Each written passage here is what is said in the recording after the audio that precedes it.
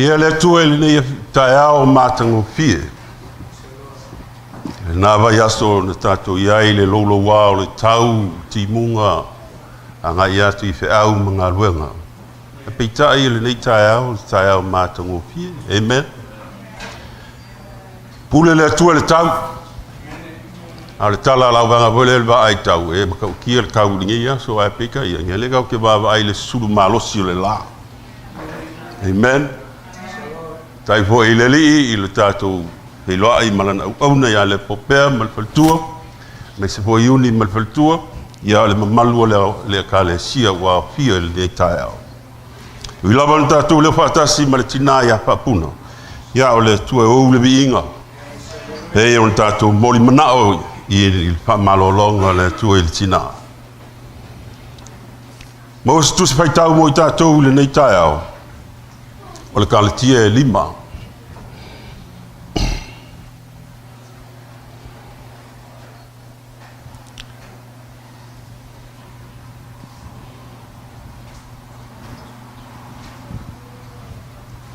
Kalatia lona matau po e 5 lona fo I po spul ma le tolu sa I or spul ma le 5.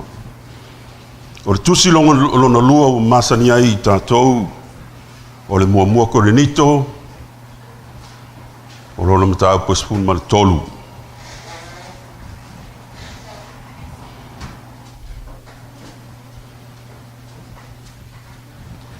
Kalatia lona matau po e 5 lona fo I po spul ma le tolu e o lona fo I po spul ma le 5.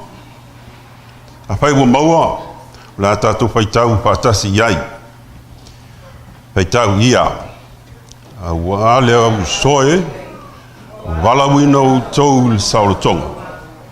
Te ulawa ina nei a vea le saulotonga ma tonga fiti le tino. Ai au tau au auna le tasi le alofa. A wā ato toa le tūla hono malawa I le upu e tasi o le nei. Ia e alofa atu I le lua tua oi. Ia pei o e lava I atu oe. A whai tau te peu tai ma pe a inai. Ia o tau nei wha umatia o tau I atu tau. O le momokore ni toro tau pospun maltonu.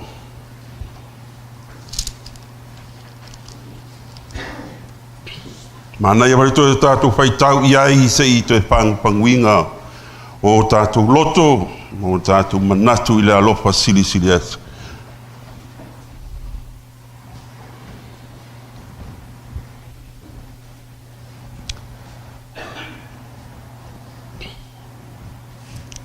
O le a tātou whaitau whiawa wai iai se I o ilon whai wina.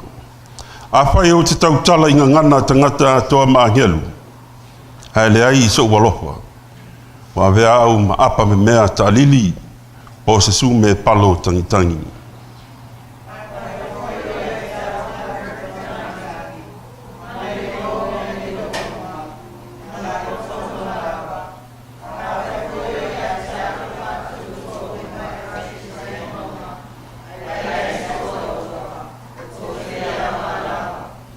A whai foi o tupa ina mea umai whangaina e mātitiva. A whai foi o tu ina tula utino I na ia sunuina. A ele ai so ualofa. Ele ai lava so na o ngā ia tau.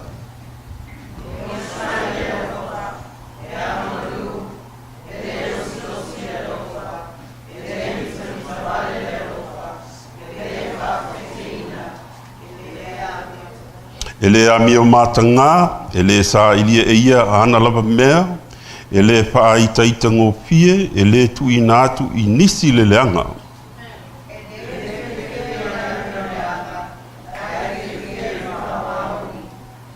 E ufi I mea uma, e talitonu I mea uma, e wha moe I mea uma, e ono sai I mea uma.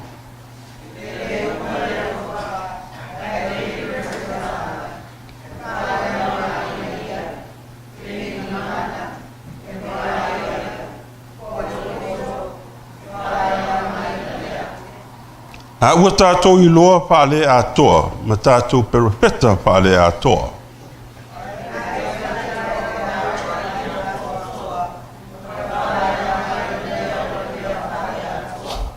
O na po no uititi ai, no tautalai whaatamaititi, no mana tu natu whaatamaititi, no fili whaatamaititi. Ua o ino o tangata matua, o na o tiai leo mea tamaiti.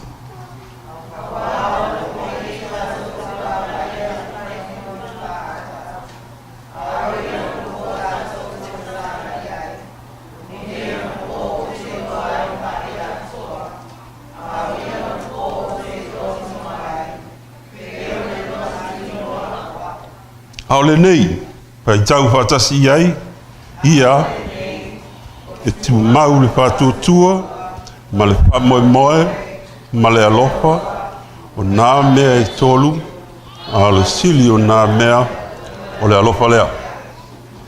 Amene.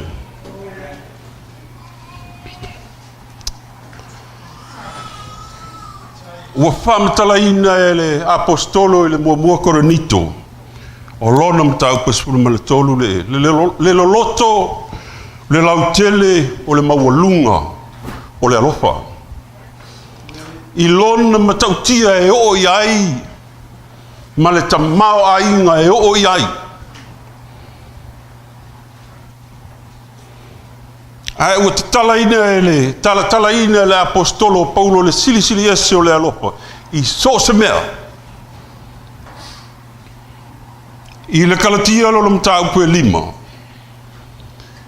I se tō muanga o le nei taiao, o le se mea fia tautala iai, o le saolotonga. Wa au mai e Yesu Keriso. Nā lau na whai tau lo le mtau pue 10 ma le tolu, o le vaenga le ua le nā o le tātou launga o le alofa. Aina mafua ona tusi o le apostolo pe e whaitau i pe o i lo pale. O le whina unga tangata e winga i le tūla whono. E winga i le peritomeina. Pe whaitau manino i i lo le matau. O whina i tangata i utaia ma tangata o le tūla whono. E le sao le tangata e le peritomeina.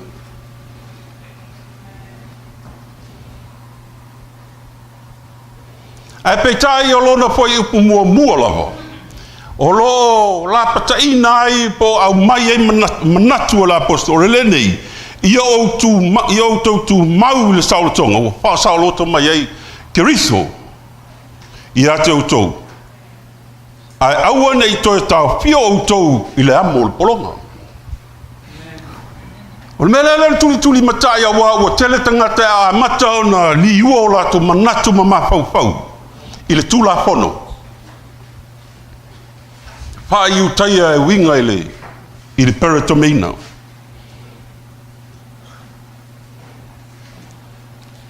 O le saolotonga i a Yesu Keriso a wā. O le mele ana i le loto o le atua. O lana mtawha ioilea. Manao ina sau i au mai le saolotonga i le tangata ola.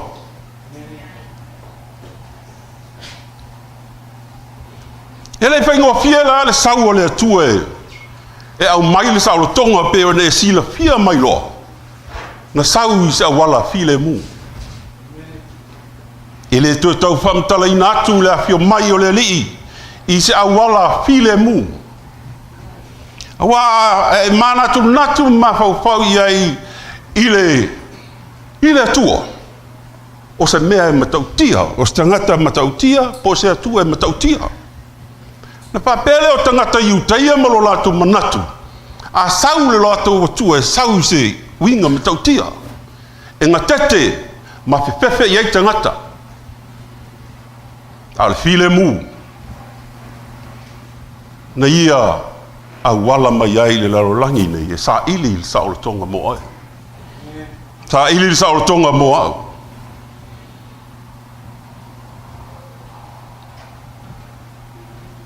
O le saolotonga fwale nā le mafuai o ne ngalue pa pena no valawina o e ua valawina i te tonu e kalesia. Manao ina ia tau inatu le saolotonga, le file mu. Awa ua ngalue mai le nganga o le atua, ina ia toa maaliel le tala lele ia Iesu Keriso i loutou fina ngalo mo tātou loto. E le o le saalotonga e tātou te manatu ai e whai le me loto i ele tangata. E le o le saalotonga e te manatu ai whapeto e whai le me se.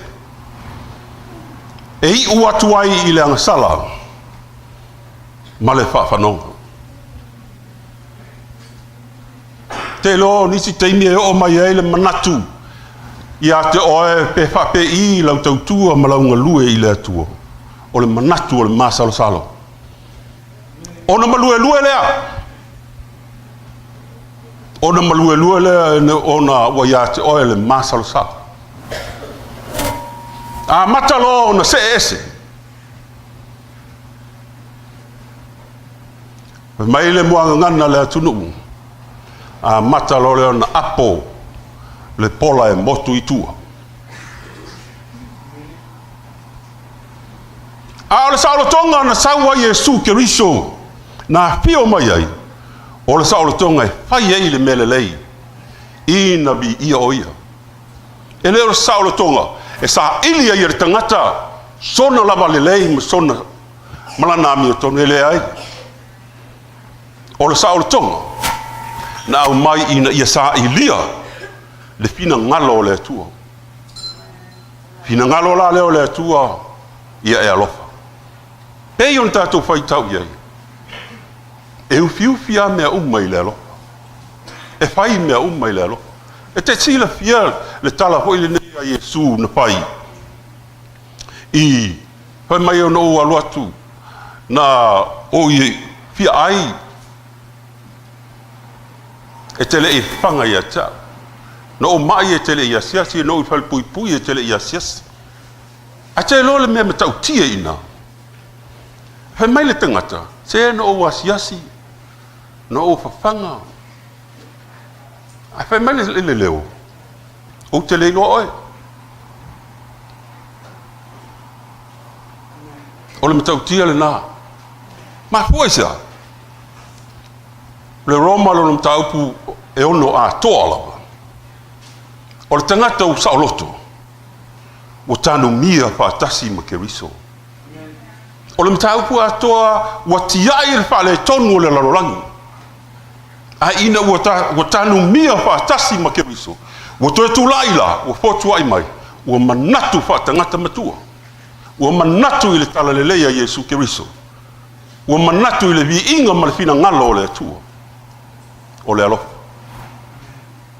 O neia me ume a whai uma. I to tonu o le alofa. Pei on whai maile au na le atua le nava Iesu. O lona loto. O le kalesia. Ai mo i lan sau noanga. O isi a aso e sau ale nei au na e mai.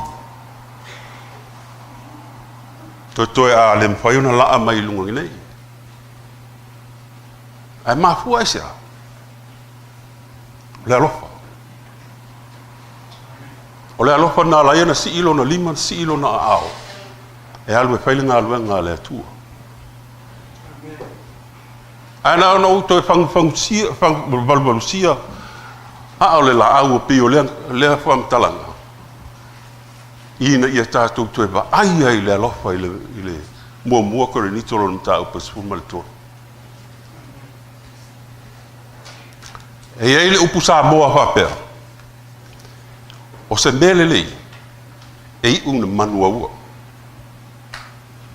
O le wingo, ei una malue. Ei una na masee.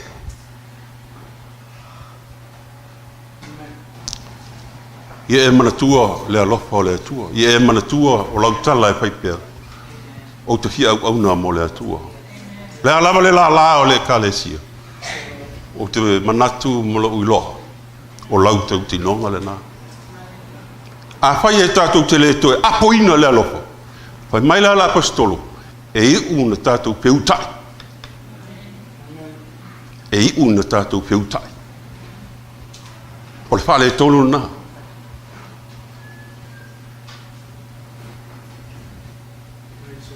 Hau me uma.